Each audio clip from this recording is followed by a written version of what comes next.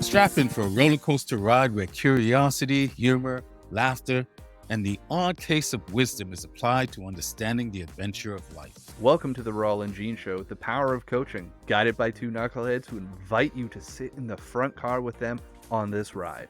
Trust us, it's not as serious as it sounds. And high fives are included.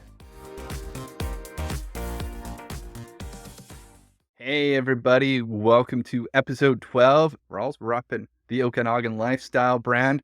We're not getting paid for this advertisement, by the way, but he does love those shirts. If you got Jackie to show Jackie the show, she'll gladly sponsor this episode. We're going to have to reach out to Jackie, obviously. Yeah, why not? I need some new merch.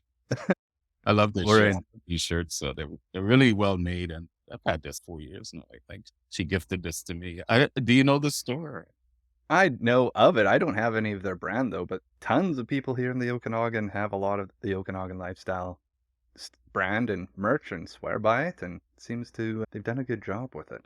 Yeah, whenever I wear it, I like to rep it.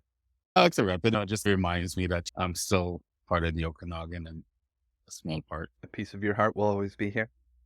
I left my heart in the Okanagan. You don't want to hear the whole song. Anyway, did you introduce us or did you start us? But we're just going with this. We're just going. This is episode 12. You know what our title was this week? Because we're like, this show wasn't supposed to happen because I wasn't going to be here. But I'm here. So we're like, let's just chit chat. Let's chit chat and see what happens. I agree with you. In the back room before we came on, I said to Gene, we should have just canceled this because it's been a heck of a week. At least for me with my health. I don't know, for those of you who don't know, I have a congested heart and I ran out of my medication. Anyway, I'm waiting to see my doctor on Monday. So I've just been really sluggish and sleepy, like literally just want to sleep. So I need to see her on Monday and get this sorted out. But you trust how things happen, right? You just go with it. I'm feeling a little better today. It's just a reality. I have this thing that I'm always going to have now and I have to deal with it. No running away from it. No avoiding it. It's not so much running away. It's hard to put into words.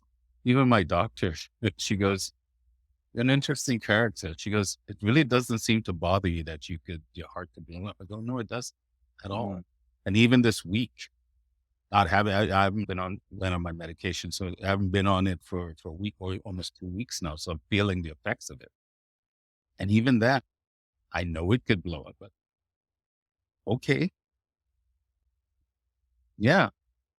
I'm just good where I am. And I think I said it maybe last show, maybe I haven't said it, or maybe I just said it to you in passing. Yeah, I can see this uniform that I've been given to live this life. I'm not trying to leave with it in pristine condition. If anything, I'm trying to leave in the opposite. You want to put it on when it goes back to the lot, they're going to be like, this guy knew this was a rental. Holy crap. Used it all up. All of it. Every single, that's the attitude I have. I want to use it all up. That's why, and it's not just this. I've always been that, man. Maybe I got that from my father. I'm not trying to prolong life so I live a long life. I just want, for however long I live, it's a good quality life. And then I also take into consideration, I have other people to consider, like my son and my sister. If it wasn't for my sister, I probably would have not known I had a congested heart condition. I just noticed towards the end of my stay in Kelowna, I was really physically slowing down because I used to bike everywhere. Yeah. Even in the wintertime, I would bike, just bundle up. But I remember, I think it was after I turned 56 or something like that, I just noticed that I was slowing down. The winters felt colder. And then it took a few years to progress. And then I found I was retaining water. My legs were getting swollen. When I told my sister that, because she's a nurse, she goes, "Oh, I don't like the sound of that." She goes, "That sounds like a heart issue." So she made good. Yeah. She goes, "You need to go see a doctor." I said, "Okay, I'll make an appointment." She goes, "No, you're going to emergency and check it. I'll go see them." Yeah. That's how this all came about. So I blame her. I remember when you were in the hospital and having conversations with you while you were there and recovering. And big props to your sister for kicking your ass when you needed it. We could continue doing the things we've been doing, and everybody gets a little piece, a little taste of that adventure as you are continuing to accumulate experiences. Yeah, That's a it's nice gonna way of saying it. it is. That's really what you're doing. So, stimulating experiences as you go, every moment, every day. So this week is just been a really low energy week in that regards, physically, Yeah, but yet mentally and emotionally, spiritually, I feel good. No, that's awesome.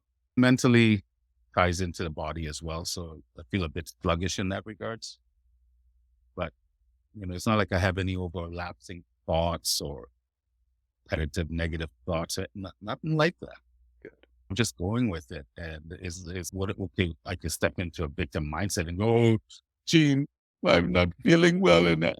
Well, I'm the one that's created it. So why would I do that? Obviously I needed or chose to have this Yeah. experience. So And being such good friends that we are, I may have reminded you of that and no, lovingly kicked your ass. no, I think that would have maybe happened no, because you would have done it for me. So it would have just no. been the appropriate way to send and share our love together. I don't love you that much. Shit. You act like that. And I'm never really Bullshit. gonna That's not what you said off screen. maybe getting annoyed, you assuming I love you. Just because I say I love you, don't mean I love you. Oh, I'm so confused now. I know it. This is what happens when we have no topic. And this is, I think, even in the show write up I wrote, you're going to get a glimpse at what it's like if you were to just watch us at a coffee table having a conversation. Sometimes you need to remove the corral and just let the horses run. And I have no idea what that analogy. Like, there's metaphors everywhere. There's horses and But no, I don't know.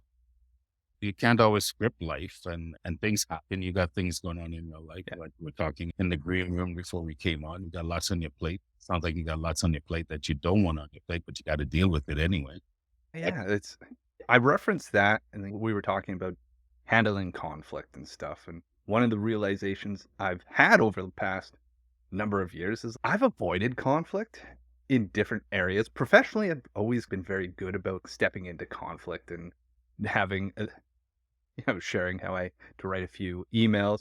And some colleagues went, "Wow, you can say fuck off really professionally without saying fuck off. That's incredible." I'm like, "Yeah, I'm good at that." But I also noticed how like my tank was empty afterwards, and like having, I think maybe that's a place that I'm exploring around conflict and like where are the energy drains and looking at it going, was it a drain or was it an expenditure? I spent it to deal with something. And flipping that script around, oh, this is a drain, be like, no, this needs to be invested in. This energy needs to be spent to deal with this, or else the compound interest that I'm going to have to pay on this thing is going to be out of control later on. So Yeah. here we go. So there was definitely a couple days this week where it's just been like, all right, I'm spent. And that's okay. There's this concept that I'm tying back to. There's no humble brag. Like, I take cold showers. I like them. I embrace it. But the one thing that I've learned about it is when the cold water hits, I tell myself it's just cold. And it's my way of disconnecting like the story and the suffering and the experience. Be like, it's just cold, right? And just looking at other places where this just cold mindset is starting to show up in my life is like, it's just conflict. It's just an unspoken conversation.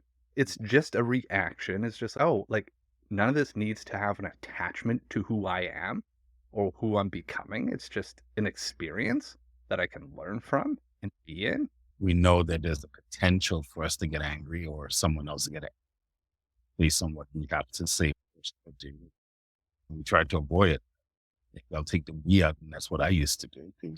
That's something that I was very good at when I was younger, anger.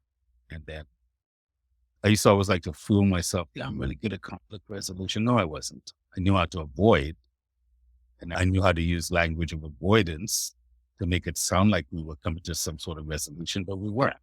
But it's a process. You learn it. And I think those are as much as I say, it's not things for us to talk. There's some things that no one can ever teach you, and you just have to learn it through life. Yeah. And maybe anger is one of those things that we just all have to figure out in our own time. And that once you realize that dealing with anger from a singular perspective is not serving you, then that ties into when you start really wanting to be serious about doing that internal work.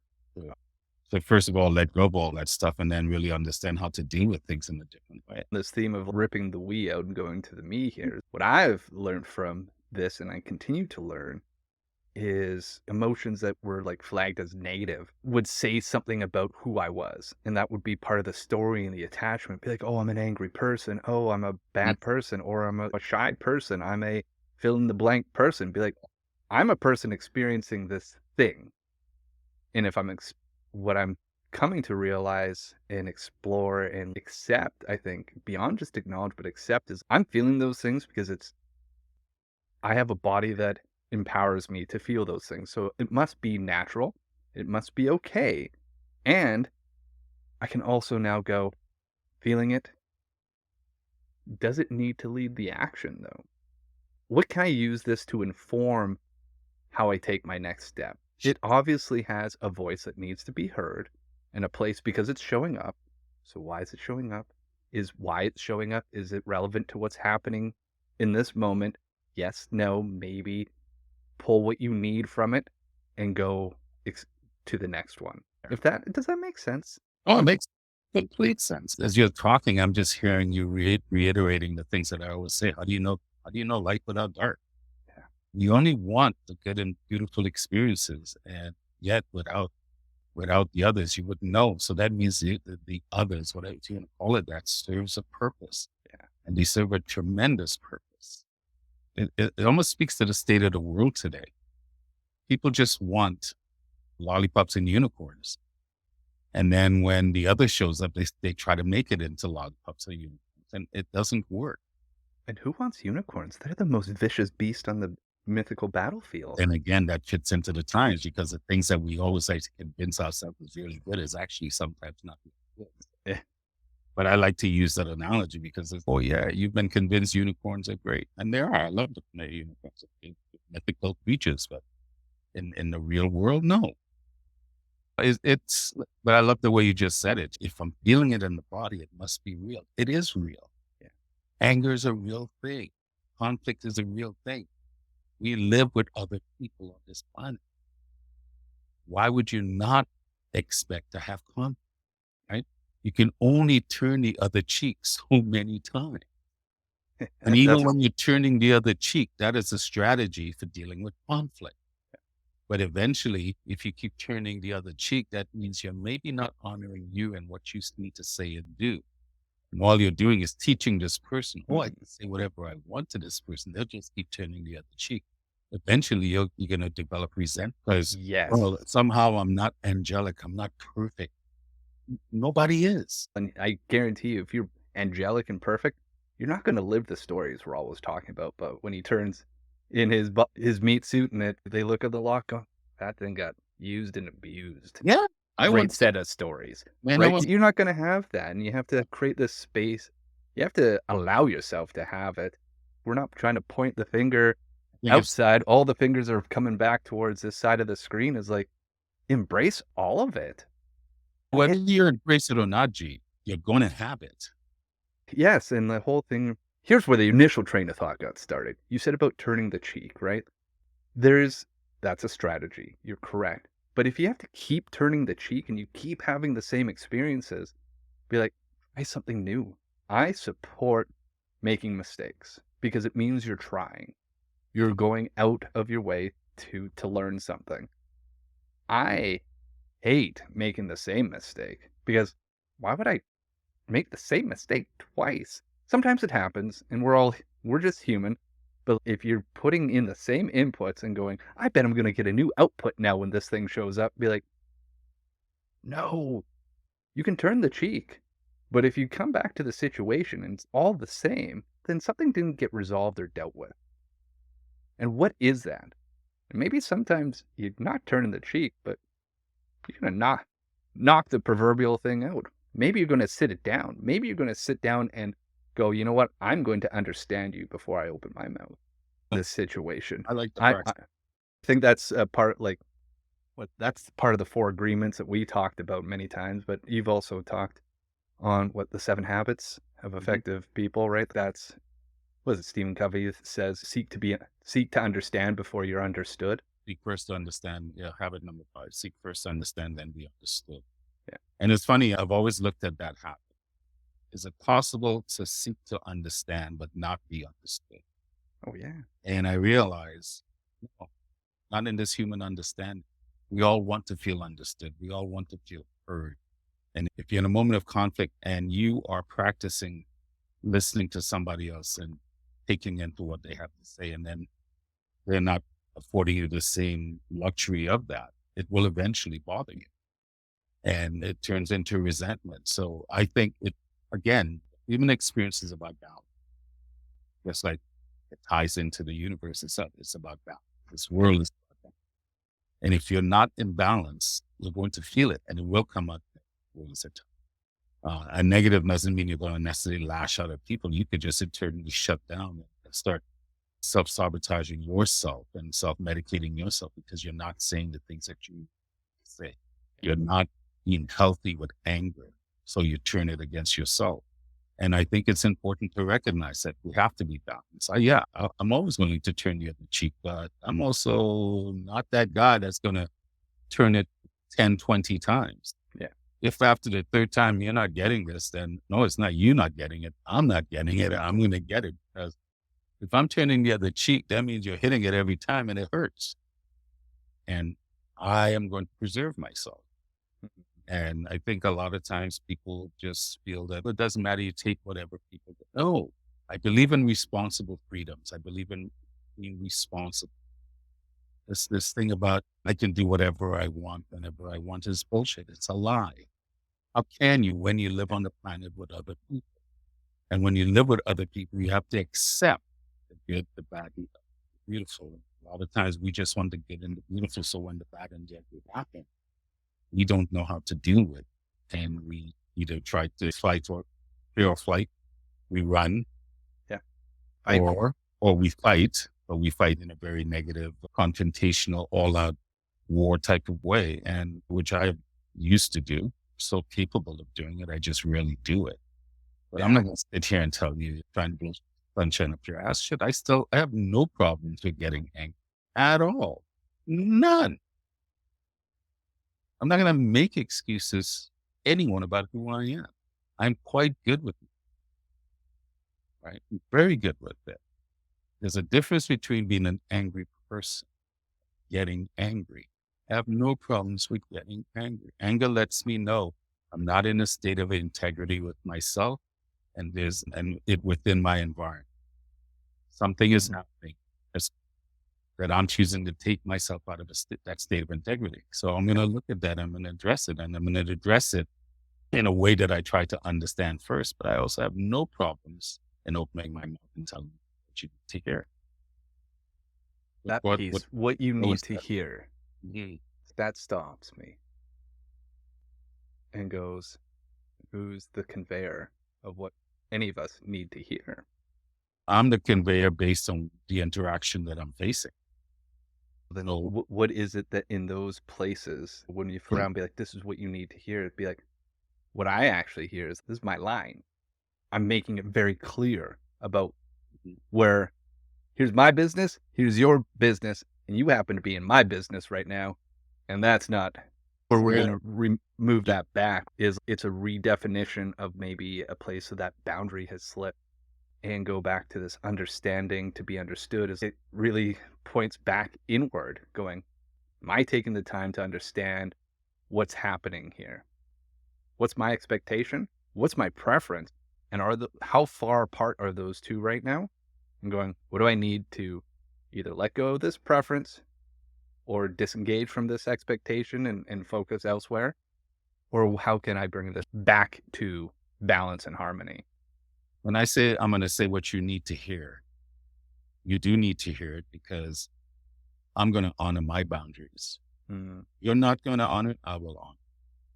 And a lot of times we get bogged down when someone gets angry and they say it in an angrily way. That's what they focus on.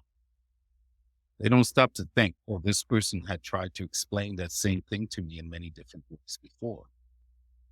So if you refuse, or for whatever reason, not to take those other avenues of how I try to communicate with you, okay, you don't have to. But then again, I will speak my mind, and how it comes out is how it comes out. And if you don't like it, go talk to a unicorn. That's my attitude. You don't get to have it both ways. And then Yeah. I think sometimes as coaches, we try to get people to always, you cannot, there's no one that lives on the high road all the time. No. That is impossible. And that's a setup for failure. 100% You agree. just like you don't live in the low road all the time. The key is, can you be in the middle road most of the time, knowing that you will visit the high road, you'll visit the low. So my boundaries are my boundaries for me to exercise and practice, and I will do my best to communicate with you. But I'm no fool to think that it's always going to be kumbaya. No, that's a setup for failure. And to me, honestly, that's not being a real human being. It's like, why would we be given these energies and then not be able to use them? Yeah. But it's the same damn thing. I think a lot of times we're just fooling ourselves. And when we say we want people to be truthful and honest, we want people to be real. What does that really mean? Mm. This is me being real. Yeah. To the best of my ability. This is me being real. I'm going to speak my truth. When you get angry, a lot of times the first anger is you. You're angry at yourself. Why are you angry at yourself? Because maybe I didn't say what I needed to say in a timely. Maybe because I didn't honor my boundaries. I expect them to do it. Why should they do it? They don't have to do it. It'd be nice if they do, but they don't have to. And if they don't, it is your job to then to reiterate what your boundaries are, what you will tolerate, what you won't tolerate. This is why you get into these moments of conflict. Now, conflict doesn't always have to be a volcano. No. At all. But then again, a volcano exploding serves a purpose. Creates islands, creates Yes. new soil, creates new opportunities. And it's yes to all of that and stepping into that conflict and like having it. If you're in a place where you can pick to say, hey, we see this conflict, we're going to experience it, and we're going to keep pointing our energies towards the conflict and not one another and see what will come from it. It's just, what was it, last show or the show before we were talking about where we had an hour and a half of conflict and we were just, there were points that we were going at it. And later on, we're like, that felt so good because we didn't take it personally. We sat in it. We explored it. And it was virtually high five for it. And it was good to get that out. It was good to get it out. Can't let it sit in there. If you say you really love someone and you honor that respect, then I believe it's upon you to show all of who you are. And when you get into moments of conflict, it's not so much about what the other person does, it's what do you do? Do you have the intestinal fortitude? Do you believe you have the arrows in your quiver to deal with what comes and not want to run away? Like I said to you, I wanted to run away, but I said, no, I know what happens when you do that. So I'm going to stay in this. And I'm staying in this with someone that I do love and I respect. We're not always going to see eye to eye. We're not always going to say it the right way. Trying to do that is, man, it's a waste of energy and it's a setup for failure. How often have we had interactions like that? I think that was our that a lot of our interactions that we've had, yes, we're laughing and having a good time, but there's been like, we're always pushing one another. Yes. And it's in a respectful, we've used the L word lots here today. It's also in a very loving way because we want to see more of what each other gets to bring to this, whatever it is we're building here and bringing to our lives. And that's the power within it. Is without it, our conversations would feel small, I think. If we weren't able to like have this place where we can push and trial one another, I think the being surrounded by people that are willing to hold that space, to hold where you think, where they see your high road and holding you to say, hey, what does this really mean for you? it's a beautiful spot as well. Not as a place of shame, but like as like a place of like journey, finding your capacity and like going, hey, I think you're playing small right now. Here's why. Here's what I see so much more of you. Why aren't you shining the way that I see that you are? And I then look at it as sharpening steel. How do you sharpen steel? with steel, baby. We know all the things. Say, We have all the wisdom. The question is, do we want to do it at times? I'm going to challenge you. who me right now? No, not right now. Yes, I challenge you because I want to see you grow and get better. Just like when you challenge me, there's only a small mind will think, "Oh, he's challenging me because he envies me," or no. I'm gonna have to go And talk to the trees. even if that thought is there, I don't have to act on that thought. And that's what sometimes beats us up because I had the thought. I have many thoughts, You should hear all the thoughts I have. Actually, you don't want to hear all the but thoughts that's I my have. point. If for you, and you decide which thought to put into place. So for me, acting that way and having that thought, Gene's just trying to show me up and shame me and guilt me. No, I know Gene. That's not who he is. So when he is challenging me, that's not the energy that he's putting that out with. And me having that thought, oh, he's just trying to show me up. Number one, I know that's an irrational thought. For me to then act upon it, that's not on you. That's on me. Yes. That's on me. How do you sharpen steel? So for me, that episode we had a couple of Mondays ago was us sharpening each other, sharpening the saw, keeping each other accountable, keeping each other real, not saying we're being real and then not doing it. This is what drives me crazy in this world. Hypocrisy, the double standards that we talk and live. Not saying I don't do it, but I try my best to really not swim in those waters, man. It's dangerous. Honestly, I'd much rather have no one in my life if they're going to be phony. I just rather, I'll just sit in the basement here by myself. I want people that want to be real. If that's the energy you're looking for in your life, Yeah. then you're going to have to change the environment, Yeah. either where you are physically or the people that you're putting into it on a regular basis. Is like there is truth about who you surround yourself with. Yep. It becomes a reflection. I was just listening to a study that came out about high performers, and the power that they've observed is all about proximity. So in the workplace, if you're in proximity to a high performer, say you're an average, you're doing a good job, there's somebody that's an average incredible, performer. Yeah. and you're near them for an extended period of time, your output goes up. Nothing else has changed other than the proximity of being around that person. But Yeah. on the flip side, if you're hanging around the folks that are at the bottom of the barrel who aren't producing, that are not positive to the environment, I hate the word toxicity, but are a drag and are choosing to be a drag, it also drags you down. One of the best ways as humans we learn is vicarious learning. Monkey see, monkey do. And a lot of it, and some of it too, is energy. When you're around positive energy, when you're around energy that's really knows how to grind in a positive way, you tend to feel that and then go, oh, let me mimic that. Yeah. And to your point, to the same to the reverse. So it has and this is why I said we don't live on this planet by ourselves.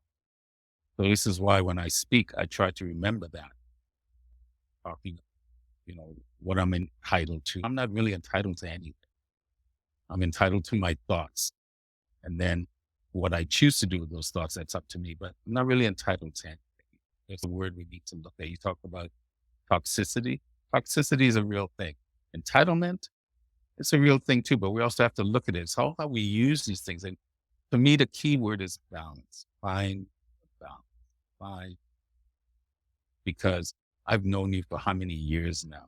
And the majority of, we have 95% of our interactions have always been unicorns and moms. Aggressive unicorns, but they're there. Did a unicorn piss you off? But when we have the other 5%, I'm not going to sit there and throw the 95% out because of the 5%. 5% is part of the whole. 95 and 5 make 100. Yeah. You need it. You need it. It's mandatory, right? Balance isn't about 50-50, but balance is, do you recognize where you are right Gene and I are having a moment of contention. That is one moment. Many other moments that I'm not going to throw the baby out with the bathwater. I'm not agreeing with him in this, like what he's saying or how he's saying it or how he's looking at me. The shame. That's just a victim nonsense mentality. And the victim served me well. Me doing that now speaks about me, not you. Take pause and dive on the one thing you just said there, is that Mm. it served you well. It did, It's right? well. And it has its time and whatever it was to serve you and protect you and be there for you. It sounds like that's not the case anymore. You're in a new environment and you can actually let it rest. Be like, I hear you. I know you're going to show up. Yeah. You were on the job for so long, but you can rest now. And actually, I don't need you. I don't need the things that you produce in this environment. We may be in that environment again. You may be called on, but right now, you're not. You can go rest. I still play victim. You know, I play victim now with my sister. I'll ask her to get me something. I don't need much. I don't, whatever money's I bring in, I give to her outside of my adult entertainment. Other than that, all my money goes to her, for her and her family. But if I ask her to pick me up something and she'll forget, then I'll go, you said you love me. You really love me. She's probably the person on this planet that knows me the best. But this time, so I use it in my victimhood in a fun way. Playful man. Play it in real? No, Yeah. no. It served me well when I was younger as a young person. It served me well when I was in 20s and 30s until I had my moment. But once you say you figured it out, I don't think you really need to use it in that regards. Now I know how to use my big boy words and use strategies that we've been teaching other people to talking a different way. But yeah, it did serve because without going through victimhood, how could I have gotten to this place of, if you want to call it victor? Yeah. And celebrate that it got you there. Yes. That's that other piece is like where I'll point the light back on me. I used to have similar types of experiences, and I would look back on that in like shame and guilt. I can look back on that going, thank you for getting me to where I was. Exactly. It's all a journey. All a journey. Just some of us get stuck in certain things longer than others. I had my moment when I was 40 that opened the door for me to really stepping into the abyss and dealing with my stuff. And some people go, "What took you so long?" Hey, dude, there's no schedule. You get it when you get it. Yeah. Some people get it. Some people don't. I plan on, my goal is to have a dance party when I'm 100. And I'm just in my early 40s. So I'm not even halfway yet. Of course. I still just booting the system up, really. Yeah. Don't act like the system's booted. One thing I'll say to that, I hear what you're saying, but also have a sense of urgency in the sense that don't act like you have all the time. No. But I do hear what you're saying, and you're going to have a dance party. So it's like I said, it's the same thing with me, man. I'm just going to use all of this stuff, right? And I was listening to, who is it? One of my idols, Walter Williams, who's talking. Walter Williams was an economist. He's passed now. Black gentleman that most people should really know because the wisdom that this man, he and Thomas Sowell talks about. The world needs it today, but they would get canceled because they go completely against the narrative. But he talked about it. I got that from him. He was the one to say, he goes, why would I want to donate anything of my body if I'm not going to profit from it? He goes, so I'm going to use it up. Yeah. Because it's my body.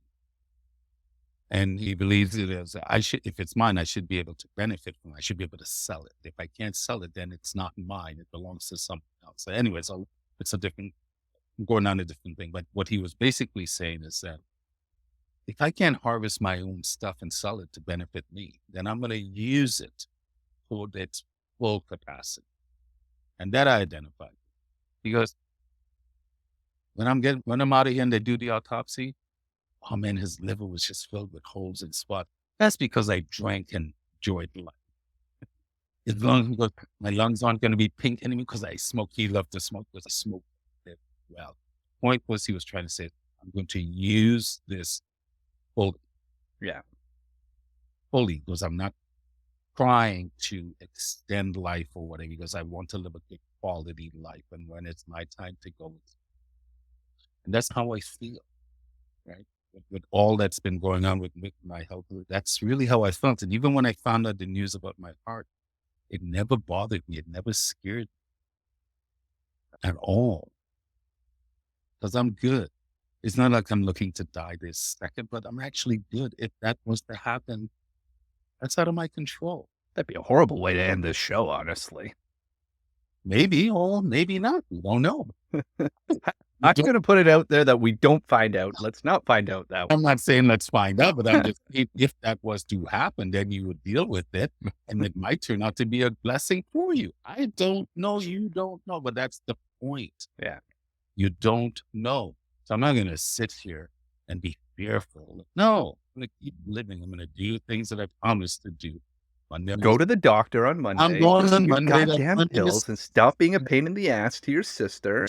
But she gets it. She understands actually. I don't know, man. The hell do I could have lost my mind on time ago. I'm just telling you what works for me and how I feel. That's all I can do. Not feeling sorry for myself. I'm not sitting there going, "Oh, look at me, Gene. I'm not feeling well." About shit. I'm the one that did this. Playing victim would serve what? Prolonging. Would serve you not getting to live fully. Yeah, and it's just not. Honestly, when I do that seriously, which I really do, I just don't like how I feel. Yeah, it's not something that I want. I don't know. Like I said, everything serves its purpose. When I was in Kelowna, wanting to play victim would always, more times than not, show up after I did a show, after I did an inspired word show, or usually towards the end of the week when I just my schedule, I was all over doing a lot of things. I was on my bike. Towards the end of the week, I get tired. And when you're tired and vulnerable, that's when those energies want to seep in. And the thoughts will come into your head, "Oh, nobody loves you and nobody appreciates what you did, blah, blah, blah." And I'm like, okay, once again, you want to visit. I'm going to fight you. Why are you here? And let's try to understand it. And then I'll let it be. Mhm. But then I'd also give it a time. Here's, you have 24 hours. You have 24 hours when we get up in the morning, when I get up in the morning, because I know you're not real. You're irrational. Here's the thing that I use with my clients is you can have a pity party. You're going to go put it on your calendar, especially during the initial times of dealing with saboteurs and dealing with some of those voices and those experiences. Put it on the calendar. Be like, you can't show up right now. I've got a date with you at 4:15. We're going to tango. You're going to do whatever you got to say for 15 minutes. Then you're back then your time's up and I'll see you again the next day. There's that acknowledgement. There's a fun that you can have with it. And sometimes the parade just needs to be rained on, and that's okay. Yeah. But schedule it. Don't avoid it. It's the same thing as a conflict. Don't avoid it. If you're feeling those things, there's a reason. Embrace it and bring up a point in your calendar. Say, this is my pity party time. Whatever you need. I call it a pity party, but not in a derogatory way. It's just like, this is the time for this stuff to shine. Bring it out. Feel it around. Be like, is there something to be learned from this? Is there? Yeah. Oh, what is this? Oh, okay. Actually, time's up. Back down. We got shit to do today. And I find for me, when I do that, it's like instinctually move towards gratitude. Yeah. When I do that, I'm good. But I'm not afraid of it. I'm not afraid to let it be. I'm not afraid to embrace it. And I know when I get like that, I need to be on my own. Maybe I've overextended myself. Maybe I was out in public too much. Because I find the older that I get, the more introverted or the more connected I am to my introverted energies. For most of my life, I've very much been an extrovert. I think actually by nature, I'm an introvert, but life has made me into an extrovert. But I find the older that I've gotten, the more connected to my introverted energies that I am. So maybe I just overextended whatever it is, but I allow myself to just be. I don't want anyone else around, and I allow myself to feel. There's times I'll cry. Once a month, I try to make myself cry, whether it's watching inspirational videos or I still love good sports stories, random acts of kindness, watching people do random acts of kindness, reminding me of the goodness about our humanity. Because that's one of the things that's going on today that we're not seeing enough of. This is why I believe all news is fake right now. Know why? Because everything in the news, and I don't care what news station you watch, is negative. Really? Like, there's nothing good going on in life? There's plenty of good going on. So maybe if our news was to start showing maybe a 50-50, we might start believing that. But it's because the life doesn't work that way. So to me, it's about finding that balance. It's the same balance you have with yourself. And that's why every month I look to move. Not, I say every month, but sometimes it's once a week to move myself to emotions, to cry, feel, really feel it and enjoy that feeling. Tears come. Why are you feeling this way? What is it about what you're watching that's moving? And really understand it because I enjoy it. One of my favorite things to do is watch these singing shows, their auditions. Oh, yeah. Now I know people say, oh, they edit it and they're controlling your emotions. Okay, I accept all of that. At the end of the day, I still have a choice. And I love watching people that get up thinking that they can't do something. And then when they do, how they look and how they feel. For me, I think it's important that you're always embracing all of your feelings, emotions, allowing it to be. Because I think when you try to stifle certain things, the more you push it down, Harder is going to come back up. and it's just going to, If you don't believe it, it, if you got a lake or a pool nearby you, take a beach ball, put it down. See yeah, what happens. see what Don't happens. look directly at it. That might hurt the face, but it's going to be the same experience. To put a cap on what I hear from Rawle is around the idea of this balance is like we do. It's like a wave. We've got the energies. They're going to flow. And when one's lower, that means something else is filling up that spot to bring it into balance and to embrace all the things that are showing up, giving it its space, giving it its the attention, but not staying with it for any given time because it is going to move because it's all energy. I don't know where I got this from, but one of my friends, Trent Janish, used to say this all the time. Emotions is energy in motion. So if I think back to that, it's like energy is a wave. It's got emotion to it, and that means that the top of it's filled with something and the bottom of it's filled with something. I always tell people, think of a heart mom. Yeah. Right? A lot of people, well, no, I just want to be flat. If it's flat line, you're dead. Yeah. You're not living. You want it to be this way. That's life. Experience the peaks and the valleys. Exactly. It's about balance, and that's the key. And then the balance is really you because the external experiences are going to continue to allow these external experiences to dictate who you are, or you're going to say, I'm who I am. And I'm going to welcome whatever shows. I love that, man. Welcome whatever shows. Anyway. I think that's a great spot to leave everybody with. Thank you very much for connecting and being part of the show today. For those of you who are maybe watching this later on or listening to us, this is the Rawle and Gene Show, the power of coaching on your audio platforms, wherever you go. So you can take us on the go with you. We will see you all next week. Peace. Oh, one last thing. It's the legal language. This podcast is presented solely for educational and entertainment purposes. It is not intended as a substitute for the advice of a physician, professional coach, psychotherapist, or other qualified professionals.